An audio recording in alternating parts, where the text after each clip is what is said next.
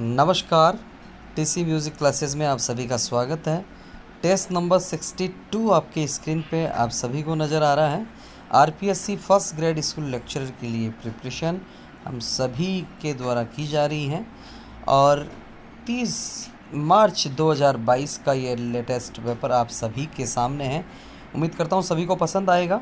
किसी भी प्रकार की कोई त्रुटि के लिए क्षमा चाहेंगे और सभी एक बार लाइक कर दीजिए, शेयर कर दीजिए, जिससे कि सभी संगीत प्रेमी जो हैं जुड़ सकें जल्द से जल्द। सभी से मेरी रिक्वेस्ट रहेगी, एक बार शेयर कर दीजिए जल्द से जल्द। टेस्ट नंबर 62 जैसा कि आप सभी देख पा रहे हैं, एक बार जुड़ जाइए सभी जल्दी से। राजस्थान लोक सेवा आयोग के द्वारा ये एग्ज़ाम कंडक्ट करवाया जाता है। राजस्थान गवर्नमेंट के द्वारा 12 पोस्ट निकाली गई हैं, घोषणा की जा चुकी हैं। अभी फॉर्म वगैरह इसके फिलअप नहीं करवाए गए हैं। जल्द ही उम्मीद है कि भर्ती आने वाली है। तो चलिए बिना विलंब करते हुए बढ़ेंगे आज के प्रथम प्रश्न की ओर। जुड़ जाइए जल्दी से। तो क्या कह रहा है आज का प्रथम प्रश्न देखने जा रहे हैं और आज का प्रथम प्रश्न आपकी स्क्रीन पे आ रहा है। चेक कर लेते हैं क्या है आज का प्रथम प्रश्न। जिन्होंने लाइक शेयर नहीं किया है जल्दी से लाइक शेयर कर दीजिएगा।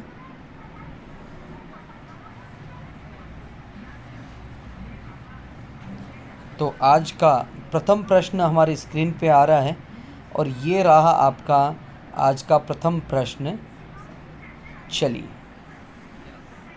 आज का प्रथम प्रश्न इस प्रकार है। संख्या फर्स्ट हमारी स्क्रीन पे आ चुका है। सितार मलिका के लेखक हैं इनमें से जगदे कमल, डॉक्टर सुभद्रा चौधरी, फ़कीरुल्लाह या डॉक्टर प्रेमलता शर्मा। कौन जो है सितार मलिका के लेखक हैं? सितार मलिका के लेखक कौन है इनमें से? क्लास को अगर शेयर नहीं किया है तो क्लास को शेयर कर दीजिएगा। यस, क्या इसका सही आंसर जो है होना चाहिए?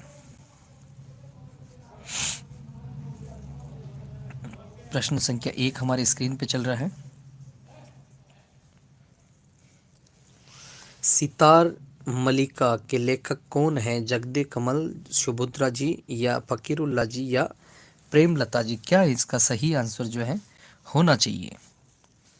तो डॉक्टर प्रेमलता जो हैं इसके नहीं होंगे, जगदे कमल भी इसके नहीं होंगे, तो फिर कौन होगा? क्या इसका सही आंसर जो है होना चाहिए? आप सभी को इसका आंसर आना चाहिए।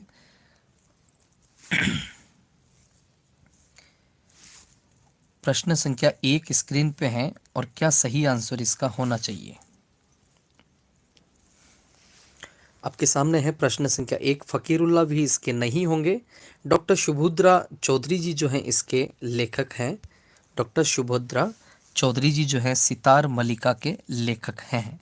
ठीक है, इसमें जो हमें मिलता है भारतीय संगीत में ताल और रूप विधान, भारतीय संगीत में जो है ताल से संबंधित और इसके अंदर तालों के विविध रूपों का जो है इसमें वर्णन मिलता है। 5 अध्यायों में इसको वर्णित किया है इन्होंने। ठीक है, ओमकार नाथ जी की शिष्या हैं डॉक्टर सुभद्रा चौधरी जी, ओमकार नाथ ठाकुर जी की शिष्या हैं। तो फ़कीरुल्लाह जी की क्या प्रसिद्ध रचना है ये हम सभी को पता है। अभी पिछले 2-3 क्लासों में जो है चल रहा है दर्पण। कौन सा दर्पण है? कमेंट बॉक्स में छाप दीजिए। बढ़ते हैं प्रश्न संख्या 2 की ओर। अख्तरी बाई किस नाम से ख्याति प्राप्त रही? अख्तरी बाई अख्तरी, बेगम परवीन सुल्ताना या बेगम अख्तरी?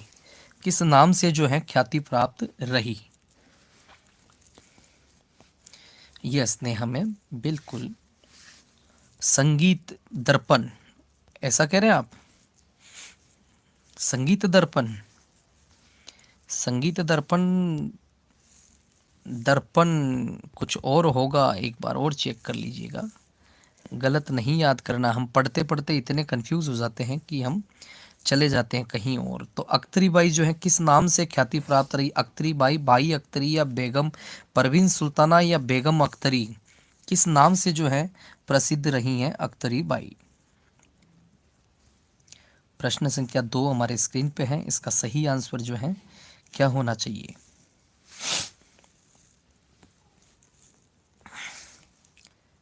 दर्पण तो है तो, लेकिन संगीत दर्पण नहीं होगा। सही आंसर इसका क्या होगा।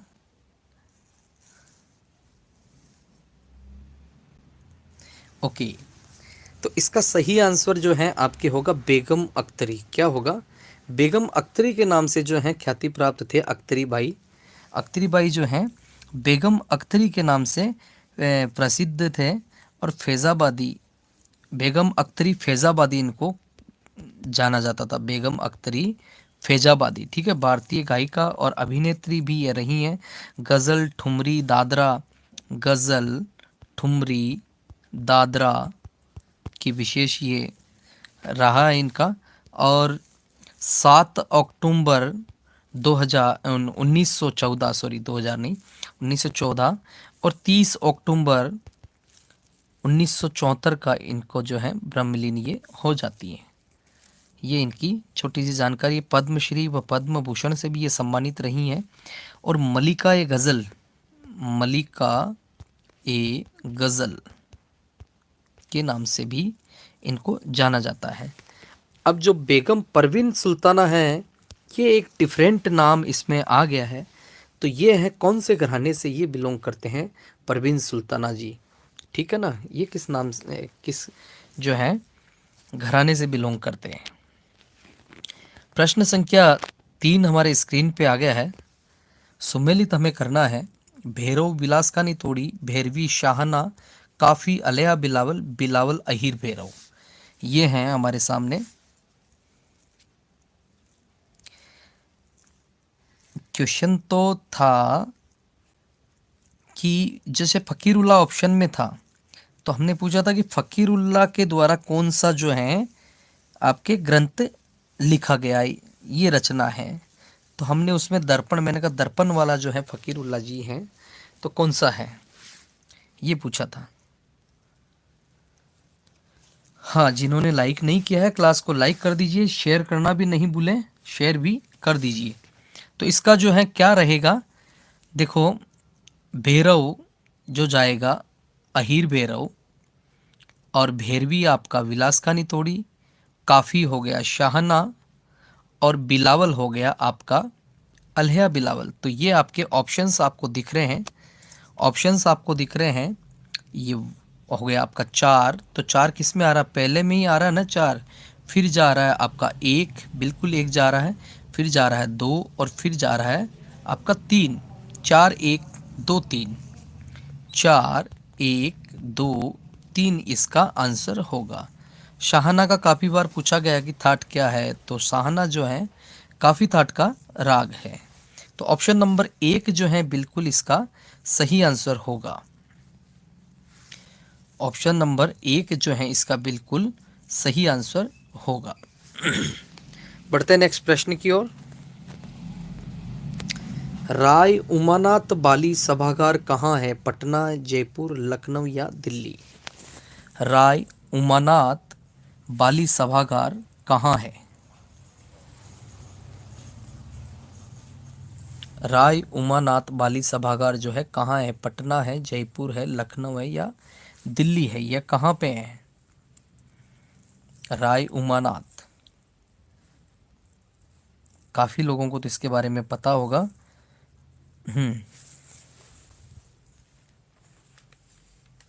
क्या इसका सही आंसर जो है होना चाहिए। राय उमानाथ पूछा गया है, तो राय उमानाथ कहाँ है। प्रश्न संख्या 4 हमारे स्क्रीन पे चल रहा है।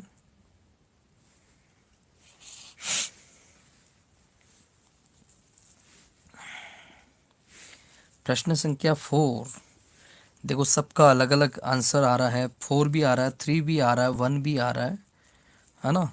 तो अब कौन से इस आंसर के साथ हम जाएंगे, ये भी कंफ्यूजन है। तो देखो दिल्ली में ये नहीं है, और पटना में भी ये नहीं है, ऑप्शन नंबर 3 लखनऊ के अंदर ये हैं आपके राय उमानाथ बाली सभागार। ठीक है, राय उमानाथ बाली सभागार जो है आपके लखनऊ के अंदर है। और उमानाथ जी जो हैं दरियाबाद स्टेट से, जिसे पुराने जो चले आ रहे थे उससे जुड़े हुए थे, और जो शाही परिवार से ये जुड़े हुए थे, और उत्तर प्रदेश विधान परिषद के सदस्य भी थे, विधान परिषद के ये सदस्य भी थे।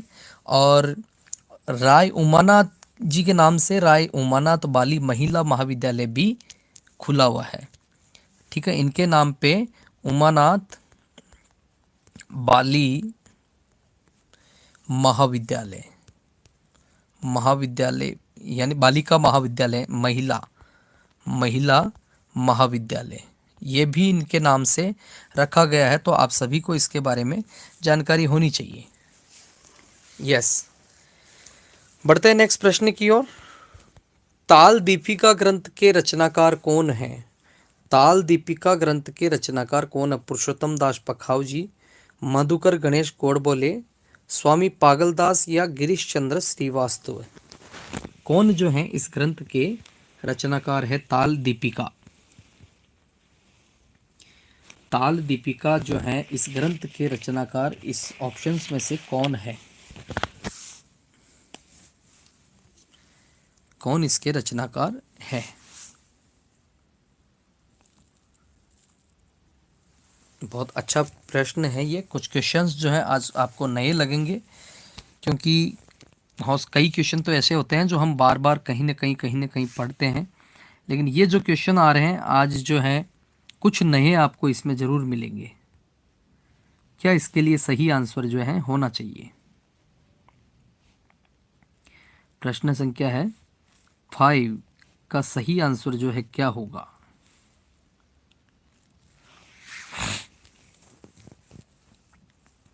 फिर से वही 5, 1, 2, 3 सभी जो हैं ज़्यादा से ज़्यादा जो है आंसर देते रहे।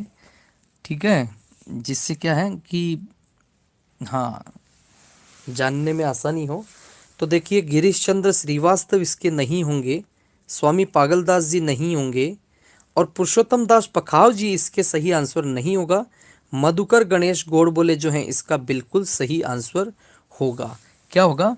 मधुकर गणेश गोडबोले जो हैं इसका बिल्कुल सही आंसर होगा। और ये जो ग्रंथ है किससे रिलेटेड है?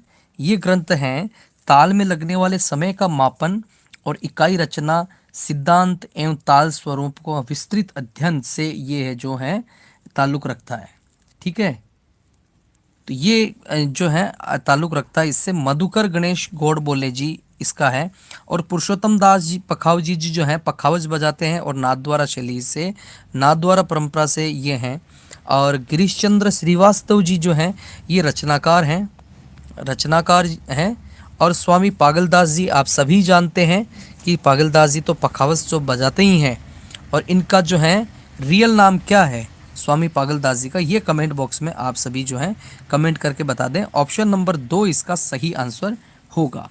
क्वेश्चन जो है किसी भी तरीके से घुमा फिरा के हमसे पूछा जा सकता है।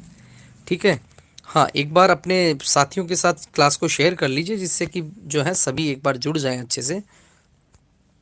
रामामात्य किस शाही दरबार में संगीतकार और वास्तुकार थे? अजयनगर, विजयनगर, देवगिरी या लखनऊ? रामामात्य किस शाही दरबार में संगीतकार और वास्तुकार थे? क्या सही आंसर इस क्वेश्चन का होना चाहिए? इस क्वेश्चन का जो है सही आंसर क्या होना चाहिए? प्रश्न संख्या 6 हमारे स्क्रीन पे चल रहा है, तो क्या इसका सही आंसर जो है होना चाहिए?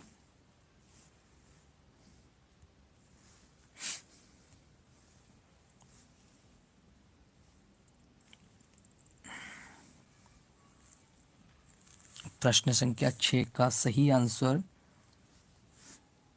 क्या होगा?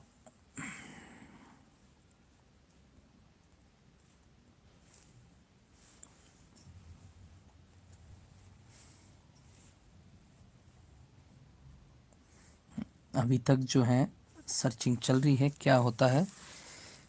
ऑप्शन 4 होगा, 3 होगा, 2 होगा या 1 होगा? क्या इसका सही आंसर जो है होना चाहिए? कुछ क्वेश्चंस तो हैं आज अपन पहली बार ही देख रहे होंगे, शायद ऐसा मुझे लग रहा है। प्रश्न संख्या 6 का सही आंसर, प्रश्न संख्या 6 का सही आंसर आपके होगा क्या? विजयनगर। दक्षिण का ये राज्य है विजयनगर। राम राजा, राजा राम राजा ये इनका नाम था। इनके दरबार में ये जो है संगीतकार और वास्तुकार थे। ठीक है। रामामात्य की प्रसिद्ध रचना कौन सी है रामामात्य की, ये भी हमें पता होना चाहिए। देवगिरी से तो सारंगदेव जी, बिल्कुल सारंगदेव जी जो हैं देवगिरी से रिलेटेड थे, ये भी हमको ध्यान में रखना है। ठीक है। तो ये जो है कौन सी जो रामामात्य जी की प्रसिद्ध रचना है जो आपको ध्यान में है, उसका भी एक बार कमेंट में बताइए। मोगूबाई कुर्डीकर की बेटी का क्या नाम है? मोगूबाई कुर्डीकर की बेटी का क्या नाम है? अख्तरबाई बेगम अख्तर, या शोभा गुरटू, या किशोरी अमोनकर, या केसरबाई केरकर, क्या नाम है? बेगम अख्तर होगा, शोभा गुरटू होगा, किशोरी अमोनकर होगा, या केसरबाई केरकर होगा? मोगूबाई कुर्डीकर। बहुत अच्छे अच्छे क्वेश्चन जो हैं आज आए हैं, तो कितना हम इनके पास में जा सकते हैं, कितना इनके पास में हम जा सकते हैं। हाँ, एक बार जैसे हैं सभी शेयर कर दें, जिस जो भी अगर नहीं जुड़े हुए हैं तो वो भी जुड़ जाएं, है ना।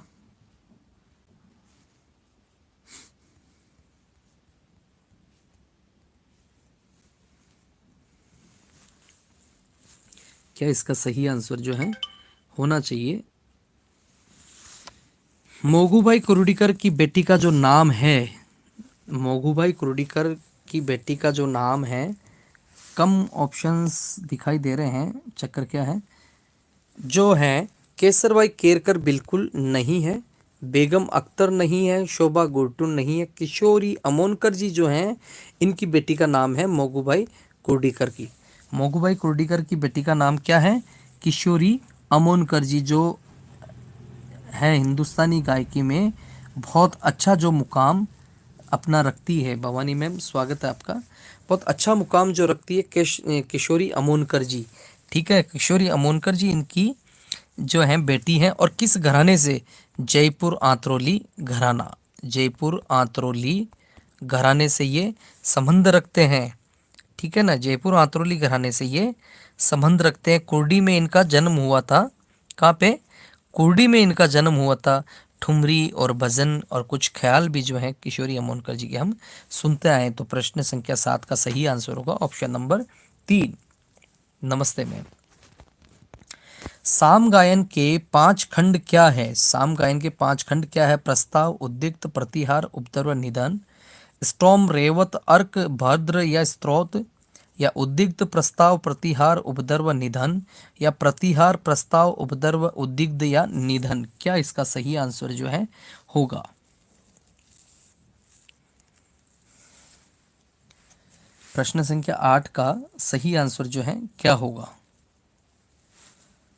प्रस्ताव, उद्दिक्त, प्रतिहार, उपद्रव, निधन, या स्टोम, रेवत, अर्क, भद्र, स्त्रोत, उद्दिग्ध, प्रस्ताव, प्रतिहार, उपद्रव, निधन, या प्रतिहार, प्रस्ताव, उपद्रव, उद्दिग्ध, निधन। क्या होगा इसका सही आंसर?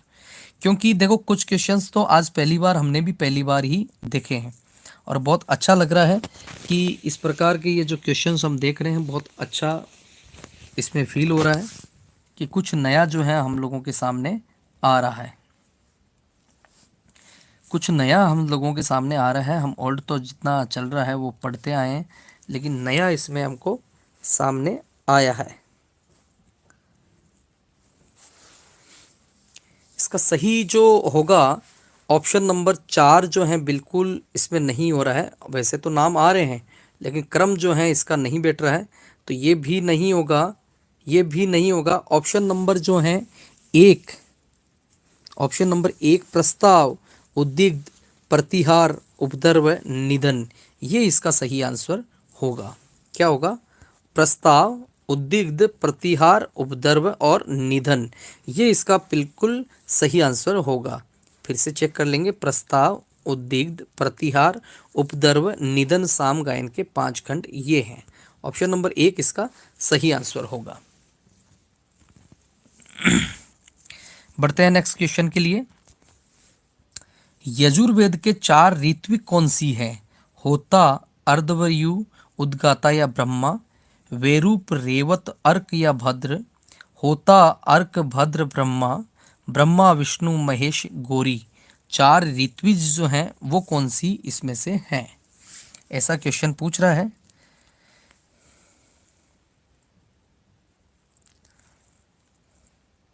क्या इसका सही आंसर होना चाहिए? प्रश्न संख्या 9 स्क्रीन पे आ चुका है। Thank you. और जिन्होंने क्लास को अभी तक भी लाइक नहीं किया तो प्लीज़ लाइक ज़रूर कर दें जल्द से जल्द, जिससे कि बार बार ये समस्या तो ख़त्म हो। भवानी मैम, हाँ, तो क्या इसका सही आंसर होने वाला है? तो बिल्कुल ब्रह्मा, विष्णु, महेश, गौरी ये नहीं है। होता, अर्क, भद्र, ब्रह्मा नहीं है। वेरूप, रेवत, अर्क, भद्र नहीं है। होता, अर्धवायु, उद्गाता और ब्रह्मा इसका जो है बिल्कुल ठीक है। ऋत्विज पूछा है ना, 4 ऋत्विज कौन सी है, तो ये होता, अर्धवायु, उद्गाता और ब्रह्मा, ये इसका सही आंसर होगा। चलते हैं नेक्स्ट क्वेश्चन की ओर। सामवेद के 2 भाग क्या है? आर्चिक और गान, गाथा और गान, आर्चिक और गाथा, गाथा और गीत। क्या है सामवेद के 2 भाग? सामवेद के 2 भाग क्या है?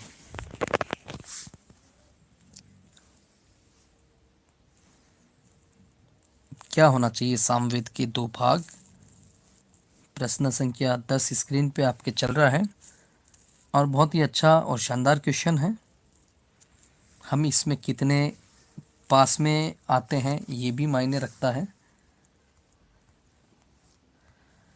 और कुछ डिफरेंट जब गाते हैं या बजाते हैं या सुनते हैं तो भी अच्छा लगता है। आज तो हमने कुछ डिफरेंट भी सुना था, हाँ, परिवार के सदस्यों से ही, तो अच्छा लगा। तो ऑप्शन 1, 2, 3 या 4 क्या सही आंसर इसका होगा? तो बिल्कुल इसका सही आंसर जो होगा गाथा नहीं है, आर्चिक गाथा नहीं है, गाथा गान नहीं है, आर्चिक और गान इसका बिल्कुल परफेक्ट आंसर होगा। सामवेद के 2 भाग जो हैं वो हैं आर्चिक और गान। क्या है? आर्चिक और गान जो है सामवेद के 2 भाग हैं। चलिए नेक्स्ट क्वेश्चन। वैदिक कालीन उत्सव संगीत क्या है? वैदिक कालीन उत्सव संगीत जो क्या है? सोहर है, समन है, झूमर है या गजल है? क्या होगा इसका सही आंसर? वैदिक कालीन उत्सव संगीत क्या है इनमें से? हाँ, जितने भी गुणीजन देख रहे हैं क्लास को, आपसे भी रिक्वेस्ट रहेगा कि आप भी इसमें इन्वॉल्व होते रहिए, जिससे कि और मज़ा आएगा, इंटरेस्ट बढ़ेगा। हाँ, ज़रूरी नहीं है कि हमारा ऑप्शन जो हम दे रहे हैं ठीक है, लेकिन हम सब डिस्कस ही तो कर रहे हैं। हाँ, कितने अच्छे अच्छे लोग डिस्कस कर रहे हैं। देखो, गज़ल होगा, झूमर होगा, समन होगा या सोहर होगा? क्या इसका सही आंसर जो है होने वाला है?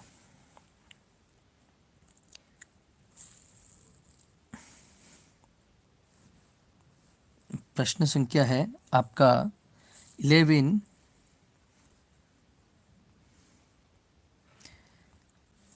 क्या सही आंसर इसके लिए होना चाहिए?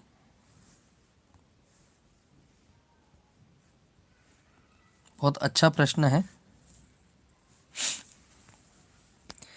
मुझे लग रहा है थोड़ा डाउट हो रहा है। क्या हो रहा है? गज़ल इसका जो है नहीं होगा, झूमर भी नहीं होगा, सोहर भी नहीं होगा, समन जो है ये कहा जाता है आपके वैदिक कालीन उत्सव संगीत जो होता है उसको समन कहा जाता है। ऑप्शन नंबर 2, ऑप्शन नंबर 2 इसका सही आंसर होगा। चंद्रकांता जी नमस्ते, स्वागत है। सुरभि मैम आपका भी। तो ऑप्शन नंबर 2 इसका सही आंसर होगा। कर्नाटक संगीत के 35 तालों को कहते हैं षड्गन, षोड़ाशना या सप्तसुलादी ताल या ध्रुव ताल? क्या कहा जाता है? हाँ, जैसे ही क्लास में आए प्लीज़ लाइक कर दीजिए और उसके बाद में आगे बढ़ते रहें। हाँ, तो षड्गन, षोड़ाशना या सप्तसुलादी या ध्रुव ताल क्या कहा जाता है? क्वेश्चन नंबर 12 है, बहुत अच्छा प्रश्न है ये भी। क्या इसका सही आंसर होना चाहिए? और क्वेश्चन की जो गति है ना आंसर देने की, वो तेज़ी से आनी चाहिए, जिससे क्या है कि बहुत फास्ट से हमारा जो है टाइम हमको पता रहे कि हमने कितना जल्दी इसका आंसर किया है। तो ध्रुव ताल नहीं है, षड्गन नहीं है, षोड़ या सना नहीं है, और सप्त सुलादी ताल जो है इसको कहता है 35 तालों को, ठीक है ना। कर्नाटकीय 35 तालों को क्या कहते हैं? सप्त सुलादी। लेकिन 7 ही मुख्य ताले हैं इनकी, ये भी ध्यान रखना, 7 मुख्य ताले हैं। प्रश्न संख्या 13, विख्यात विदुषी जिन्हें पद्म विभूषण से सम्मानित किया है, इनमें से जो नाम आपको दिख रहे हैं, इनमें से सबसे पहले, ठीक है ना, सबसे पहले किसको जो है पद्म विभूषण से सम्मानित इनको किया है, ठीक है, या इनमें से किसको पद्म विभूषण मिला है? ऑप्शन 1 पी सांबमूर्ति, एस के सक्सेना, कपिला वात्सायन या आरसी मेहता। क्या इसका सही आंसर होना चाहिए?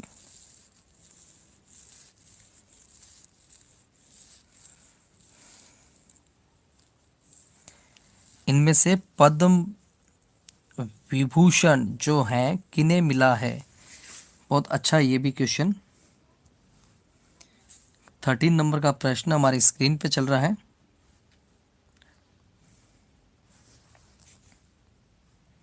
प्रश्न संख्या 13 का सही आंसर क्या होगा? चलो बढ़ते हैं। जब तक आरसी मेहता इसका नहीं है, पी सांबमूर्ति भी नहीं है, एस के सक्सेना इसका जो है नहीं होगा, कपिला वात्सायन जो है इसका सही आंसर होगा कपिला वात्सायन, ठीक है। 1955 में इनको जो है क्या मिलता है?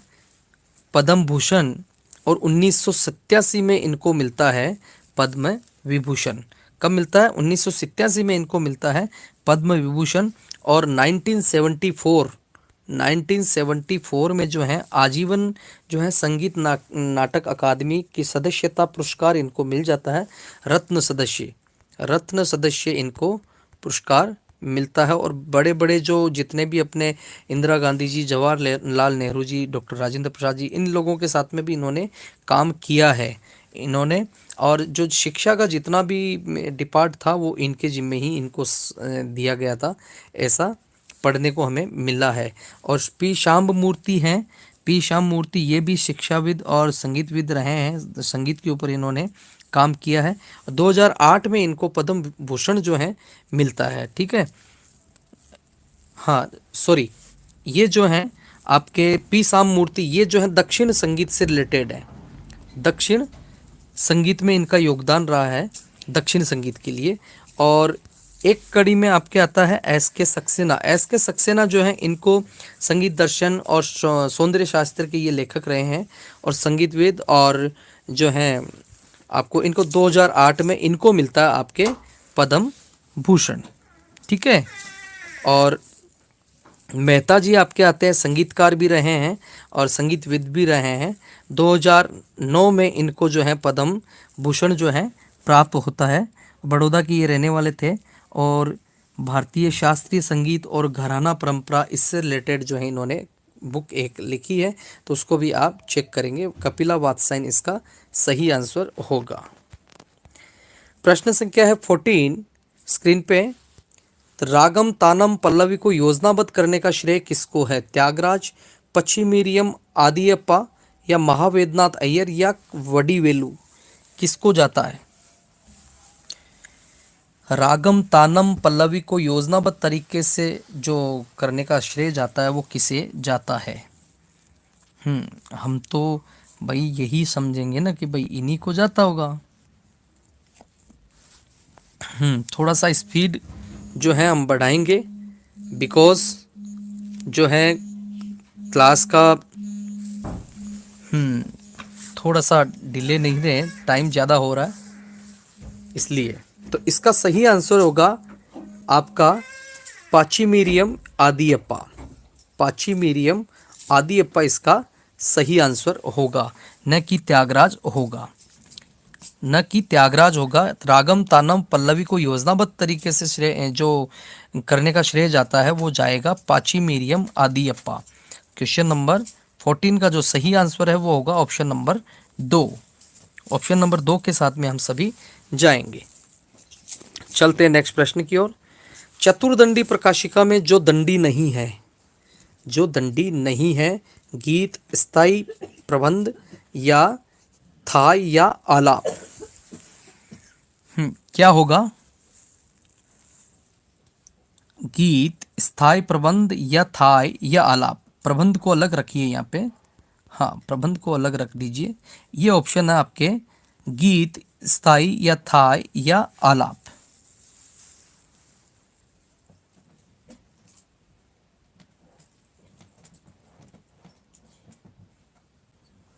सभी क्वेश्चन का एक टाइम फिक्स कर देते हैं। हाँ, लगभग 30 सेकंड तो एक क्वेश्चन में लगना चाहिए, लगभग 30 सेकंड्स है ना। इससे ज़्यादा फिर क्या कि टाइम बहुत लंबा हो जाता है और हम लोग जो हैं काफ़ी टाइम तक खींचे जाते हैं, है ना। आज तो थोड़ा पंडित जी को भी हमने श्रद्धांजलि दी है तो इस वजह से जो है थोड़ा सा ये रहा।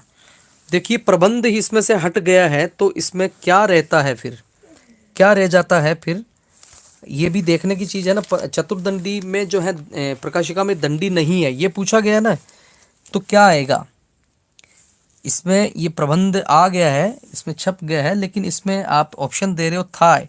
थाय, ये ठाय होगा या तो थाय होगा। इसमें तो ये तो आता है आलाप, ठाय, गीत, प्रबंध, यही तो है। स्थाई कहाँ होता है इसमें? दंडी में स्थाई कहाँ होता है? ऑप्शन नंबर 2 स्थाई नहीं होता है। हाँ ये है ना ऑप्शन नंबर 2, इसमें आप करेक्ट करिए। प्रबंध तो इसमें होता है, ठीक है ना। प्रबंध को हमने पहले हटा दिया था, ये इसमें बाय मिस्टेक आ गया है। प्रबंध इसमें जो है नहीं था। आपके आलाप, ठाय, गीत और प्रबंध ये होते हैं इसमें, ठीक है ना, ये इसमें होते हैं, ये ध्यान रखना, ठीक है। तो ऑप्शन नंबर 2 को सही करिए सभी, जो है अपना ऑप्शन नंबर 2 लगाइए। कौन सा लगाएंगे? ऑप्शन नंबर 2 है, बिल्कुल सही आंसर होगा। माया मैम स्वागत आपका। हाँ जो भी देरी से आ रहे हैं क्लास को लाइक करते हुए आ जाएं, जिससे कि और आपको आगे आने में सुविधा मिले। लाल गुड़ी जयरामन का संबंध किस वाद्य से है? तबला, सितार, वायलिन, सरोद, किससे हैं? और कुछ फर्स्ट पेपर के भी जो हैं हम क्वेश्चन ऐड करने वाले हैं, उससे यानी जीके के भी हम ऐड करने वाले, करंट इसमें ऐड करने जाएंगे। 15 क्वेश्चन तकरीबन जीके के भी लेंगे इसमें, ठीक है। तो आप सभी उसके लिए भी तैयार रहें, आपकी जैसी इच्छा होगी वैसे हम उसको ऐड कर देंगे। आप जैसे सभी बताएं कि इसमें ऐड करना है या नहीं करना है, फर्स्ट पेपर के लिए भी, क्योंकि फर्स्ट पेपर हमारे लिए बहुत ज़रूरी होता है हर किसी के लिए। तो वो भी आप अपनी सभी जो है राय देते रहें। तो तबला से ये नहीं है, सरोद से भी नहीं है, तो सितार से ये नहीं है, वायलिन से इनका संबंध माना जाता है। ऑप्शन नंबर 3 जो है बिल्कुल सही आंसर होगा। क्या होगा? ऑप्शन नंबर 3 जो है सही आंसर होगा। लालगुड़ी जयरामन जी का संबंध जो है वायलिन से है, और ये जो है 2012 में इनका निधन हो गया था। 2012 के अंदर इनका निधन हो गया था, और कर्नाटक वायलिन वादन के रूप में ये कर्नाटकी वायलिन ये बजाते थे कर्नाटकी संगीत में। पद्मश्री और पद्म भूषण इनको मिला हुआ है। पद्मश्री 1972 को मिला था और इनको पद्म भूषण जो है 2001 के अंदर मिला था, ठीक है। ये इनकी छोटी सी जानकारी है। तो ऑप्शन नंबर 3 इसका सही आंसर होगा। प्रश्न संख्या 17 हमारे स्क्रीन पे होगा। सही स्थान पर रखिए, यानी कि जो कर्म अनुसार जो पहले जो एज ग्रुप आता है उसका या किसी हिसाब से हमको सेट करना है। रविंद्रनाथ ठाकुर जी, जद्दू भट्ट जी या शैला रंजन मजूमदार जी, दीनेंद्र नाथ टैगोर जी, ये क्रम हमको सेट करना है। क्या क्रम इसका सही होगा? ठीक है, तो हम ऑप्शन चेक कर लेते हैं। एक बार प्रश्न को देख लीजिए अच्छे से, क्रम से इनको सही रखना है, यानी कि सेट करना है। रविंद्रनाथ जी पहले आएंगे, जद्दू जी पहले आएंगे, या शैलेंद्र रंजन जी पहले आएंगे, या दिनेंद्र नाथ जी पहले आएंगे इसमें से। ठीक है, तो चलते हैं ऑप्शंस की तरफ। क्या ऑप्शन नंबर 1 होगा 1 2 3 4, 2 4 1 3, या 4 1 3 2, या 2 1 3 2 1 4 3? क्या सही आंसर इसके लिए होगा? सही आंसर इसके लिए क्या होगा? ये भी क्वेश्चन नंबर जो है बहुत अच्छा आ रहा है।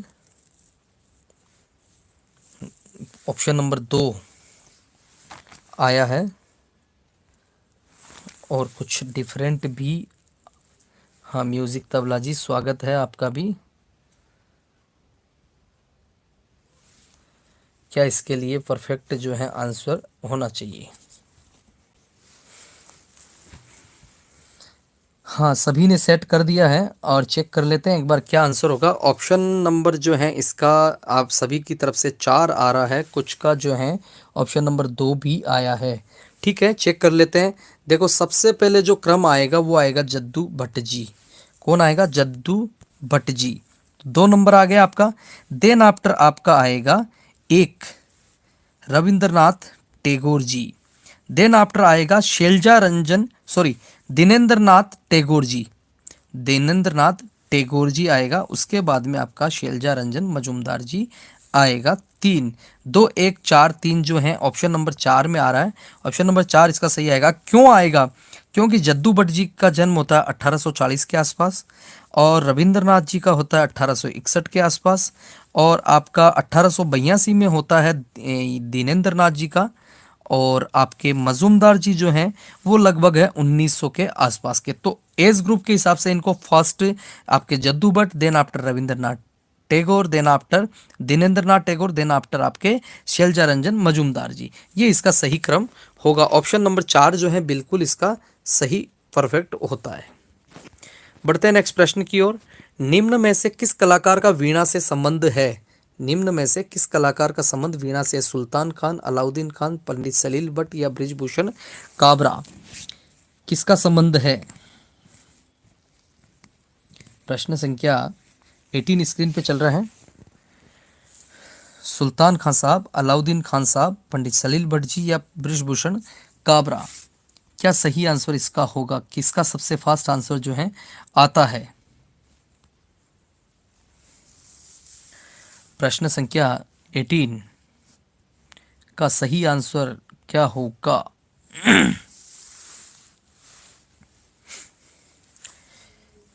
प्रश्न संख्या 18 का सही आंसर जो है क्या होना चाहिए? सुल्तान खान साहब होगा वीणा से, या अलाउद्दीन खान साहब, या पंडित सलील भट्ट, या बृजभूषण काबरा? तो जान ही लेते हैं। बृजभूषण काबरा जी नहीं होगा, पंडित सलील भट्ट, अलाउद्दीन खान साहब नहीं होगा, सुल्तान खान साहब इसका नहीं होगा, पंडित सलील भट्ट जो है इसका सही आंसर होगा। पंडित सलील भट्ट जो है वीणा के लिए जाने जाते हैं। सुल्तान खान साहब आपके सारंगी के लिए जाने जाते हैं। अलाउद्दीन खान साहब किसके लिए जाने जाते हैं? सरोद के लिए। तो बृजभूषण काबरा किसके लिए जाने जाते हैं? ये कमेंट बॉक्स में आप छाप के बता दीजिए कि बृजभूषण जो काबरा जी हैं वो किससे संबंधित है। ये आपको कमेंट बॉक्स में छाप के बताना है। हाँ, ये हो गया आपके सारंगी सुल्तान खान साहब, अलाउद्दीन खान साहब सरोद, सलील भट्ट जी वीणा। तो बृजभूषण काबरा किस विद्या से संबंधित हैं? बढ़ते हैं नेक्स्ट प्रश्न की ओर। यह आ गया आपका बहुत अच्छा वाला प्रश्न। ओरे गृहोवासी खोल द्वार खोल, ये गान किस उत्सव के लिए गाया गया? ओरे गृहोवासी खोल द्वार खोल, ये गान किस उत्सव के लिए गाया गया? गृह प्रवेश, हेमंत उत्सव, होली, या जन्मदिन? यह आ गया आपके विष्णुपुर वाला। क्या सही आंसर इसके आएगा?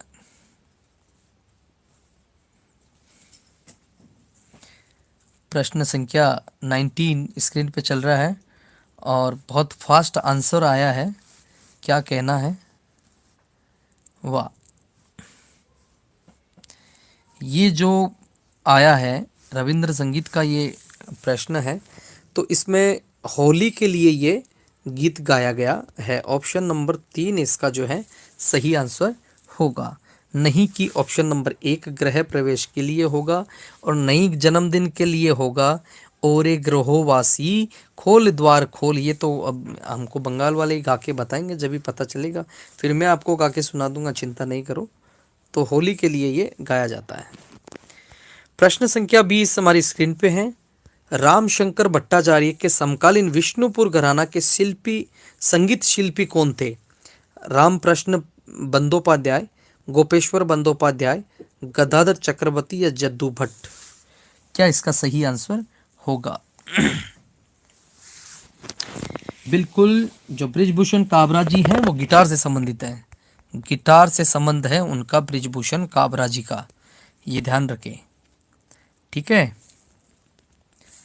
तो इसमें रामशंकर भट्टाचार्य के समकालीन विष्णुपुर घराना के संगीत शिल्पी कौन थे?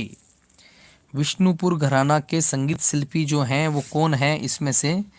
क्योंकि अभी अभी थोड़ी देर पहले ही जिक्र हुआ था एज ग्रुप के अकॉर्डिंग जो हम लेके आए थे, तो उसमें से अगर थोड़ा बहुत जाना है तो क्वेश्चन का आंसर भी आएगा। हाँ, तो उसमें से तो एक ही थे। तो जद्दू भट्ट जी जो हैं इनके समकालीन संगीत शिल्पी इनको कहा गया है। तो विष्णुपुर घराना के संगीत शिल्पी तो तब तो यही थे, 1840 के आसपास की बात है ये। उस दौरान जो है रामशंकर भट्टाचार्य जी भी जो हैं थे। प्रश्न संख्या है 21। उस्ताद हबीबुद्दीन खां के गुरु का नाम उस्ताद मुनीर खां, उस्ताद मंजू खां, उस्ताद शंभू खां, उस्ताद हाजी विलायत अली खां कौन है साहब? प्रश्न संख्या 21 का सही आंसर। अभी भी जो 2-3 हमारे गुणी लोग हैं ना, उनको अच्छा कम लगा, इसलिए जो है लाइक अभी नहीं किया है। ठीक है, आराम से कर दीजिएगा, कोई बात नहीं। देखिए, जांचिए, परखिए। उस्ताद हबीबुद्दीन खां के गुरु का नाम उस्ताद मुनीर खां, उस्ताद मंजू खां, उस्ताद शंभू खां या हाजी विलायत अली खां? क्या इसका सही आंसर जो है होगा? बहुत अच्छे से सूझबूझ से जो है जवाब देना है और कहीं हड़बड़ाहट नहीं करनी है, जिससे कि हम बचें। हड़बड़ाहट नहीं करनी है और सही आंसर की तरफ हमको चलना है। अब देखिए, कुछ कुछ लोगों के दिमाग में कन्फ्यूज़न है, सर भर्ती कौन कौन सी आने वाली है। आरपीएससी आपके सामने 12 पोस्टें रखी हुई है। ठीक है, एनवीएस अभी नॉन टीचिंग की उन्होंने निकाली है और टीचिंग की भी आने वाली है। केवीएस आपके 2 साल से नहीं हुआ है, पेंडिंग पड़ा है मामला, तो ये भी आने वाली है। यूपी एलटी ग्रेड की भर्ती जो है बहुत जल्द आने वाली है। तो वैकेंसियां आपके द्वार पे हैं, पढ़ना आपको और हमको ही है, कोई दूसरा आके नहीं पढ़ेगा। आप कह दो कि मेरी थाली ये रही साहब, इसमें परोस के चले जाओ, ऐसा बिल्कुल भी नहीं होगा। धीरे धीरे रे मना जो वाली बात है ना, तो साधे तो सब सद जाए, वो वाली बात है। तो धीरे धीरे करते रहेंगे, सब ठीक हो जाएगा। तो इसका सही आंसर जो है आपका होगा ऑप्शन नंबर 3, शंभू खां। शंभू खां कौन थे, है ना, शंभू खां कौन थे ये भी हमको बताना है। हाजी विलायत खां साहब तो फर्रुखाबाद घराने के, फर्रुखाबाद घराने के हैं। और मंजू खां जी जो हैं किस घराने के हैं? अजराड़ा, है ना, अजराड़ा घराना। और मुनीर खां साहब ये किस घराने के हैं? मुनीर खां साहब ये किस घराने के हैं? क्या प्ले करते हैं ये?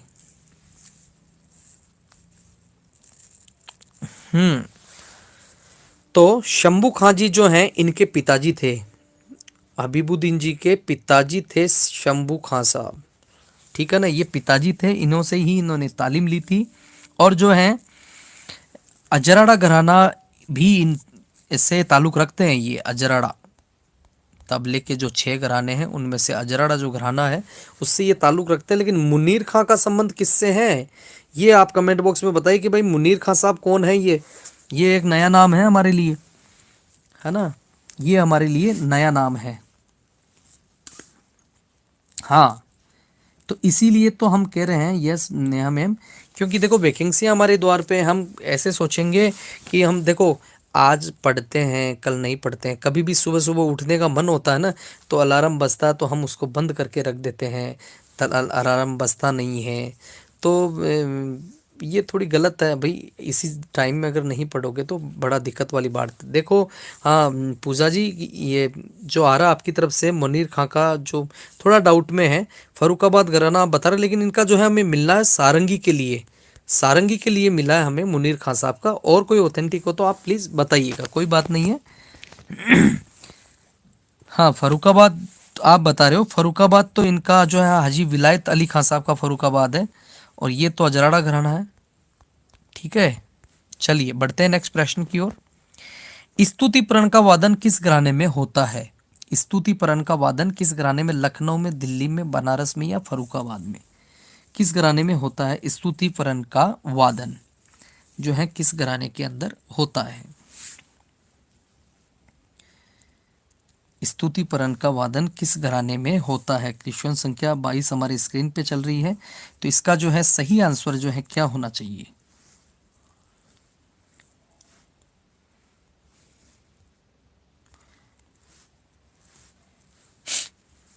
बहुत अच्छे से, बहुत अच्छा। फरुखाबाद घराना नहीं होगा, दिल्ली घराना नहीं होगा, लखनऊ नहीं होगा, बनारस घराना जो है इसके लिए जाना जाता है। अच्छा तबले के 6 घराने हैं, 6 घराने हैं, लखनऊ आ गया, दिल्ली आ गया, बनारस आ गया, फरुखाबाद आ गया और अजराड़ा आ गया। तो बच कौन सा गया, वो कमेंट बॉक्स में आप छाप दीजिए, कौन सा घराना बच गया। ये बार बार मैं इसलिए मैं जो पूछता रहता हूँ कि हमको जो है कंठस्थ हो जाएं, रटना नहीं है, हमको कंठस्थ हो जाएं, ठीक है ना। 5 हमारे सामने हैं, तो छठा घराना कौन सा रह गया वो भी कमेंट बॉक्स में छाप दीजिए।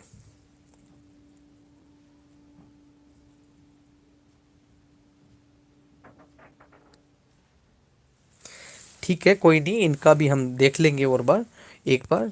हाँ तो ये 5 घराने आपके सामने, छठा घराना कौन सा है वो भी छाप दीजिए। राग अहीर भैरव का जो है निर्माण किन 2 रागों के मिश्रण से होता है? अहीर भैरव प्लस अहीर भैरव प्लस बागेश्वरी, भैरव और देश, भैरव और काफी, किस जो है राग से? बिल्कुल पंजाब घराना, हमारे 6 घराने सामने आ चुके हैं। हाँ ये बार बार इसलिए पूछा जाता है कि हम सभी को जो है याद हो जाए, हम सभी को याद हो जाए। वैसे सभी को याद है, लेकिन जब प्रश्न हमारे सामने होते हैं तो जो आता हो ना उसको भी हम गलत करके आते हैं, ये काफ़ी बार देखा गया है, ये काफ़ी बार देखा गया और आप सबको साथ में हुआ है ऐसा, इसलिए मैं बार बार कहता हूँ। तो अहीर भैरव का जो निर्माण है वो किन 2 रागों के मिश्रण से होता है? अहीर भैरव का निर्माण किन 2 रागों के मिश्रण से होता है? क्वेश्चन संख्या हमारे स्क्रीन पे 24 चल रहा है।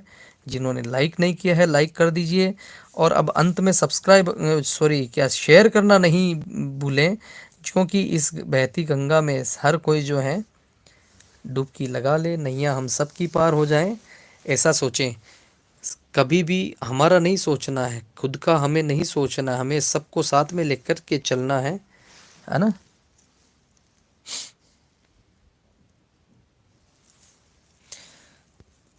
स्वतंत्र घराना, बिल्कुल बिल्कुल। तो और अहीर भैरव का हम कौन सा होगा इसमें से? तो अहीर भैरव के लिए होगा ऑप्शन नंबर 4 जो दिखाई दे रहा है आपको, भैरव और काफी के जो है मिश्रण से इस राग का निर्माण होता है। अब ये भी थोड़ा विवादित है, ये भी विवादित है। कोई गुणीजन तो कहते हैं भैरव और आपका खमाज से होता है, भैरव और खमाज से होता है, और कोई गुणीजन कहते हैं कि भैरव और काफ़ी से होता है। तो दोनों ही ये आपको मिलेंगे, लेकिन ऑथेंटिक जो यूजीसी आरपीएससी ये जो मानते हैं, ये भैरव और काफ़ी को इन्होंने इससे निर्माण माना है, ठीक है ना। भैरव और काफ़ी से, ये आपको ध्यान रखना। वहाँ खमाज, जैसे खमाज अंग का देश आ गया आपका, आप कहीं कर दो, काफ़ी का बागेश्वरी आ जाए, ऐसे नहीं। काफ़ी ऑथेंटिक काफ़ी है, क्योंकि निषाद इसके कोमल आ रहा है, निषाद इसमें कोमल आ रहा है, और ये दे रहा है सारे रे कोमल और नी कोमल। ये अहीर भैरव राग है साहब, ठीक है ना। कुछ विद्वान भैरव से खमाज का मिश्रण मानते हैं, लेकिन देखो अब इसका जो है ना पूर्वांग, पूर्वांग जो अंग है वो तो है भैरव, वो तो है भैरव। और इसका जो उत्तरांग अंग है उसमें खमाज का और काफी का जो है ये मतभेद चलता, तो हम तो काफी को साथ में लेकर के चलेंगे। ऑप्शन नंबर डी इसका बिल्कुल सही आंसर होगा। आप सभी जो गाने वाले हैं सभी जानते होंगे इस चीज़ को। ये मेरे जितनी मेरे पास में नॉलेज है मैं तो जो है बांटने का कार्य है मेरा। तो मध्यमवादी और सा इसका संवादी है, क्योंकि मध्यम देख लीजिए भैरव अंक का आता है, और मध्यम जब हम इसमें उत्तरांग में जब लेते हैं तो गामा रेसा की संगति इसमें चलती है। गामा रेसा बिल्कुल भैरव की संगति है, भैरव की आइडेंटिफाई है, कोई कहने की अतिशयोक्ति नहीं है। लेकिन उत्तरांग में इसके थोड़े ये मतभेद होता है, तो काफी को हम ऑथेंटिक मानते हैं। Option number D. चलते हैं नेक्स्ट प्रश्न की ओर। प्राचीन काल में संगीत के सैद्धांतिक पक्ष को क्या कहा गया? लक्ष्य, सिद्धांत, शास्त्र या लक्षण?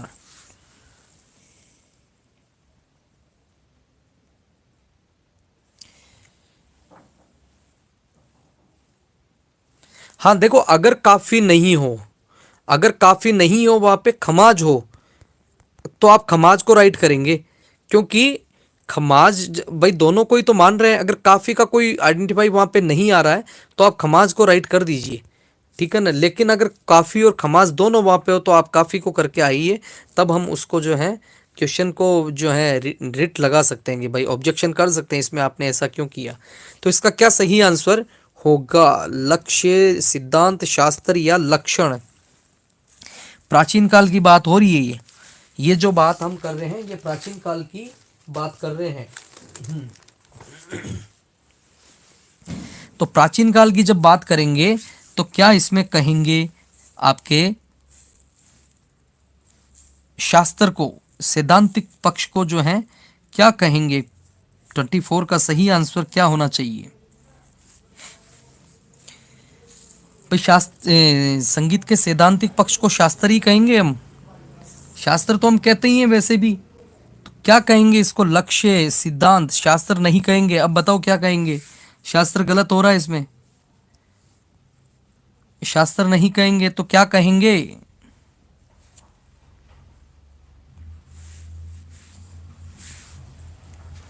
लक्ष्य बिल्कुल नहीं कहेंगे, सिद्धांत भी नहीं कहेंगे, लक्षण कहा जाता है इसमें। लक्षण इसमें सैद्धांतिक पक्ष में लक्षण इसमें कहा जाता है आपके प्राचीन काल में शास्त्र सैद्धांतिक पक्ष को। ये थोड़ा सा देख लीजिएगा, लक्षण कहा जाता है, ठीक है ना, लक्षण। हाँ, यूजीसी और आरपीएससी ने जो मैं ऑथेंटिक माना है उसी को आधार हमने माना है। और एक बार इसको और पढ़ के भी आप भी देखें कि है ना कहीं गलत हम नहीं चले जाएं। तो लक्षण इसका सही आंसर माना है। Option number 4। बढ़ते नेक्स्ट प्रश्न की ओर। 5 वाद्य प्रकारों को पंच महाशब्द किसने कहा है? पार्श्वदेव, जगदे कमल, नान्यदेव या शार्ंगदेव? किसने कहा है 5 वाद्यों के प्रकारों को महाशब्द किसने कहा है? पार्श्वदेव, जगदे कमल, नान्यदेव या शार्ंगदेव? किसने कहा है?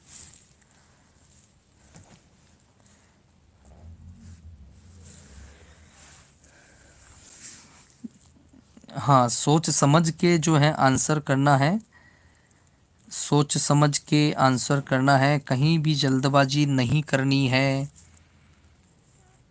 जल्दबाजी इसमें नहीं करनी है हमको, क्योंकि जल्दी का काम शैतान का होता है, हमारा नहीं होता है। टाइम लीजिए लेकिन ध्यान से। हाँ, प्रश्न संख्या 25 में वाद्यों के प्रकारों को माँ शब्द जो कहा है शार्ंगदेव जी ने नहीं कहा है, नान्यदेव जी ने नहीं कहा, पार्श्वदेव जी ने नहीं कहा, जगदे कमल जी ने जो है इसका सही आंसर कहा है ऑप्शन नंबर 2। ऑप्शन नंबर 2 इसका सही आंसर होगा। हाँ, आप सभी से अभी एक मेरा क्वेश्चन है कि फर्स्ट पेपर के लिए आप लोग कौन कौन चाहते हैं कि पेपर के अंदर जो है 10 से 15 क्वेश्चन जो है ऐड किए जाएं। वो जो है आपके ऑब्जेक्टिव ही होंगे, डिस्क्रिप्टिव नहीं होंगे। डिस्क्रिप्टिव उनको नहीं करेंगे, ज़्यादा लेंथी, जैसे इस क्वेश्चन का क्या आंसर होना चाहिए वैसे जो टॉप क्वेश्चंस हैं उनको ऐड किया जाएगा। तो आप सभी चाहते हैं तो कमेंट में बताइए, या तो उनको बीच बीच में डाल देंगे या एक सेपरेट पार्ट उनका रखेंगे। तो सभी उसमें कमेंट करके आप बताएंगे, तब हम उसमें और ज़्यादा बेटर कर सकते हैं। कि उसमें फर्स्ट पेपर के लिए हम सभी को प्रॉब्लम होती है, ये आप सभी जानते हो। हाँ हाँ, क्योंकि जीके साथ साथ में थोड़ा जीके भी होना ज़रूरी है। आप समझते हैं कि हम फर्स्ट पेपर अगर हमारा क्लियर नहीं होता है और सेकंड पेपर हम कितना भी अच्छा कर लेते हैं लेकिन हम वहाँ पे जीरो हो जाते हैं, फर्स्ट का भी साथ साथ में धीरे धीरे निकालते जाएं तो दिक्कत नहीं होगी। तो इसका जगदे कमल सही आंसर होगा। पंडित दुर्गालाल का संबंध किस विद्या से है? गायन से, वादन से, नृत्य से या साहित्य से?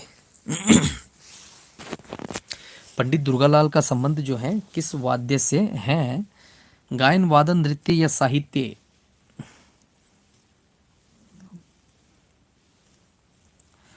ठीक है, विचार किया जाएगा। बिल्कुल आप सभी का जो मत है सराहनीय है और हम डिस्कस कर सकते हैं आपके साथ टेलीग्राम पे और डिस्कस करेंगे, कोई दिक्कत नहीं है। गायन, वादन, नृत्य या साहित्य?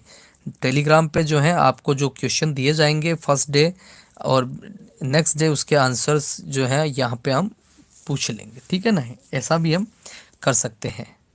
तो पंडित आपके दुर्गालाल जी से पूछा गया है, तो दुर्गालाल जी का संबंध जो है किससे होना चाहिए? आप सभी को इस चीज़ से वाकिफ़ हैं और क्वेश्चन जो है 3 बार या 4 बार पूछा जा चुका है। ये 3 बार 4 बार पूछा जा चुका है। इसके बाद में भी अगर गलत होता है तो ये आप सभी की गलती है, मेरी गलती नहीं है। तो देखो, दुर्गालाल जी का जो संबंध है वो है नृत्य से, कथक नृत्य से इनका संबंध है। जयपुर घराने के ये जो हैं कथक नृत्यकार रहे हैं। बिल्कुल बिल्कुल नेहा जी, जयपुर घराना इनका रहा है और बहुत ही अच्छे जो है नाम है इनका। 1948 में जो है पंडित जी का जन्म होता है और 2007 में जो है संगीत नाटक अकादमी से इनको सम्मानित किया जाता है।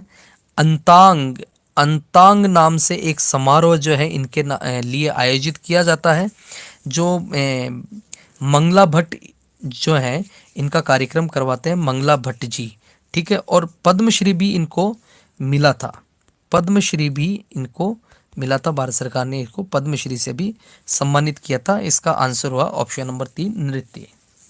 बढ़ते हैं नेक्स्ट प्रश्न की ओर। कर्नाटक ताल पद्धति में त्रिस्त्र जाति में ध्रुव ताल कितनी मात्राओं का होगा? 14 मात्रा, 11 मात्रा, 17 मात्रा या 23 मात्रा? ये अच्छा क्वेश्चन आया है भाई, कहते हैं ना फाड़ू क्वेश्चन, फाड़ू। स्टार लगा लीजिए ऐसे क्वेश्चन को, तो हाँ स्टार लगा के हम रख सकते हैं, क्योंकि ये कभी भी कैसे भी पूछे जा सकते हैं, कैसे भी पूछे जा सकते हैं। तो 27 में क्या सही आंसर जो है होने वाला है? क्वेश्चन संख्या 27 त्रिस्त्र जाति का पूछा है, तो त्रिस्त्र जाति में क्या आंसर सही होना चाहिए? त्रिस्त्र जाति में सही आंसर जो है क्या होना चाहिए? नेहा बिस्ट में चतुस्त्र, देखो लघु जो है इनका हर जो है जाति के अंदर चेंज होता है, ये आप सभी को पता है कि लघु जो है चेंज होता है। लघु की मात्राएं चेंज होते ही वो है आपका चेंज हो जाएगा, ठीक है ना? लघु की मात्रा चेंज होते ही। वैसे ध्रुव ताल जो कितनी मात्रा का है? 14 मात्रा का, 14 मात्रा का है। अब त्रिस्त्र जाति में जब पूछा गया है तो त्रिस्त्र जाति में कैसे करेंगे आप? त्रिस्त्र जाति में आपके कैसे आएगा? लघु, और ये जो है मान होता है आपके ध्रुव ताल का। अब लघु 3 मात्रा का हुआ, 3 + 2 + 3 + 3, तो कितनी मात्रा का हो गया? 11। अब यही अगर चतुस्र पूछा तो 4 हो जाएंगे यहाँ पे, है ना? तो ये हो गया 14, ये 14 हो गया। अब जो है आपसे अगर पूछ लिया जाए कि खंड में जो है कितनी मात्रा का होगा, तो खंड में हो जाता है लघु 5 मात्रा का और 17 मात्रा हो जाएगी। और पूछ लिया जाता है मिश्र में कितना होगा, तो मिश्र में 23 मात्रा का हो जाएगा, 7 मात्रा का हो जाएगा लघु। ये चीज़ें हमको ध्यान में रखनी है, ठीक है। छोटी सी गलती की वजह से हमारा 2 नंबर का क्वेश्चन जो है कट हो जाता है, ये ध्यान रखना। हाँ, बढ़ते हैं नेक्स्ट प्रश्न की ओर। निम्नलिखित में से जैन ग्रंथकार कौन है? जैन ग्रंथकार नान्यदेव, सोमेश्वर देव, पार्श्वदेव या शारंग देव? कौन है जैन ग्रंथकार? इनमें से जैन ग्रंथकार कौन है?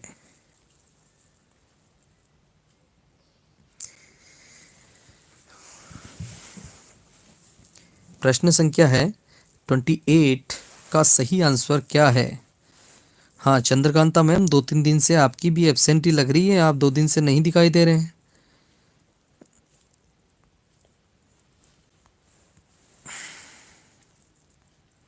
हाँ नेहा जी, नेहा बिष्ट जी, आप भी नहीं आए थे 2 दिन से। सुशील जी भी शायद नहीं थे। हाँ थोड़ा सा हम सभी जो हैं, हाँ रेगुलरिटी रखें, इससे क्या है कि आपका भी फायदा, सभी का फायदा है। जितने ज़्यादा रहेंगे कंपटीशन उतना ही बढ़ेगा। हाँ देखो, एक्चुअल में मेरी आवाज़ से आप लोगों को लग रखा होगा कि मेरी भी तबीयत बहुत जो है ऐसे हो रखी है। और कल तो ये कंडीशन थी कि संडे को भी हमारा ये रहता है कि हम जो है गंधर्व वाला पेपर जो है सोल्व करवाएं, लेकिन कल ये पोजीशन थी कि वास्तव में जो है हाई डोज जितना लेना चाहिए 700 समथिंग या 800 समथिंग के डोज जो है कल लिया था, उससे जाके कुछ रिलीफ मिला। नया मैम ऐसी बात नहीं है जो, हाँ और नया मैम आप तो थे, क्वेश्चन आपने कहा कि सर आज सारे कहाँ गए, तो मैंने कहा कि सर्दी ज़्यादा है, तबीयत किसी की खराब हो गई होगी। तो इसमें जैन ग्रंथकार आपके होगा पार्श्वदेव। ये तो पंडित जी तो आपको पता ही है, नान्य देव तो राजा थे, तो सोमेश्वर देव कौन थे? सोमेश्वर देव कौन थे? पार्श्वदेव जैन थे। ऑप्शन नंबर 3 इसका सही आंसर होगा, है ना। ऑप्शन नंबर 1 इसका, सॉरी 3 इसका सही आंसर होगा। हाँ सभी जो हैं अपने स्वास्थ्य का बिल्कुल ख्याल रखें, क्योंकि मौसम बहुत ही चेंज हो गया। मैं दूसरों का जो ख्याल रखते रखते खुद का भी ख्याल नहीं रहा, हो जाता है। हम्म। नहीं नहीं नेहा जी, कोई बात नहीं है। देखो घर परिवार भी सबसे पहले है, उसके बाद में अगर समय बचता तो ये भी हमारे साथ में है, कोई बात नहीं, चलता रहता है। माया मैम भी नहीं थी। तो प्रश्न संख्या आ रहा है 29 हमारे स्क्रीन पे। पाणिनि काल में वाद्य वृंद के लिए क्या शब्द प्रयोग में लिया गया था? वाद्य, कचहरी, ऑर्केस्ट्रा, तूर्य या कुतुब?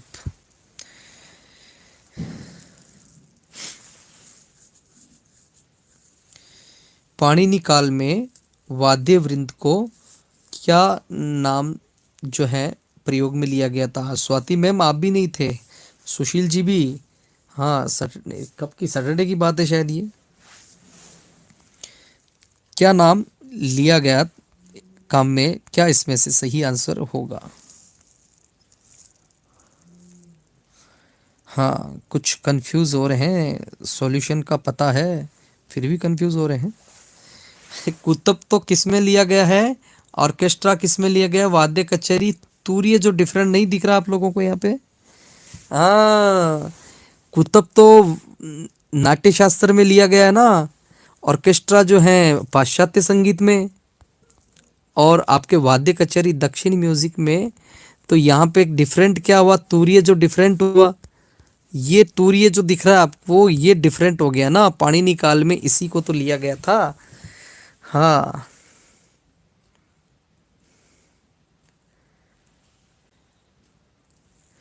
हाँ नेहा मैम, वास्तव में जो सभी पढ़ रहे हैं सभी बहुत इंटेलिजेंट हैं, और ज़रूरी नहीं है कि आप जो है एक किताब से ही हम लोग पढ़ रहे हैं और समझ लीजिए वही क्वेश्चन हम बार बार सुन रहे हैं या रिपीट कर रहे हैं या कुछ भी हो रहा है, लेकिन हमारे क्वेश्चंस कितने रेडी हो रहे हैं ये आप समझें इस चीज़ को, है ना। ये ग्रुप स्टडी जैसे ही काम हो रहा है, ये ग्रुप स्टडी की तरह ही हम काम कर रहे हैं, ठीक है ना।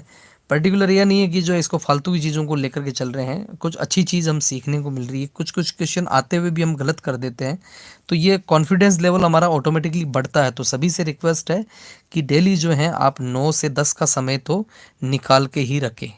है ना। 9 से 10 का समय तो निकाल के रखें, और जब ये चलेगा अपना जीके का और चलेगा तो उसमें भी थोड़ा सा जो है टाइम लग सकता है।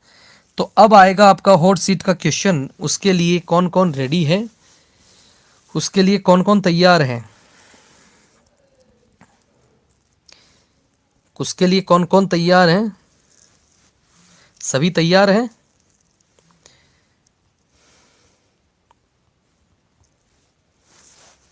हॉट सीट का प्रश्न आपके स्क्रीन पे आ रहा है।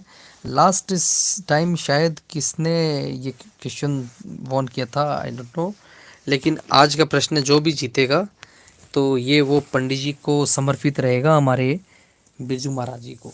ठीक है, तो जल्दी से इसका आंसर देने की कोशिश करना, और जो भी जीतेगा उनके चरणों में हम अर्पित करते हैं।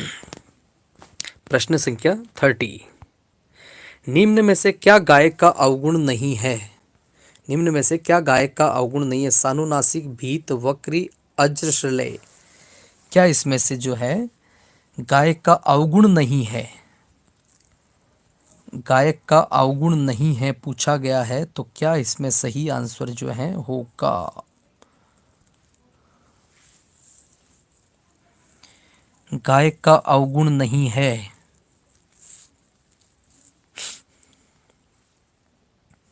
निम्न में से गायक का अवगुण नहीं है ये पूछा गया है, और बिल्कुल इसका सही आंसर जो है क्या होना चाहिए? सानुनासिक से स्टार्ट करते हैं। सानुनासिक उसको कहते हैं जो गाते समय नाक से जो है आवाज, नाक से आवाज का आना, तो ये तो गायक का अवगुण हो गया।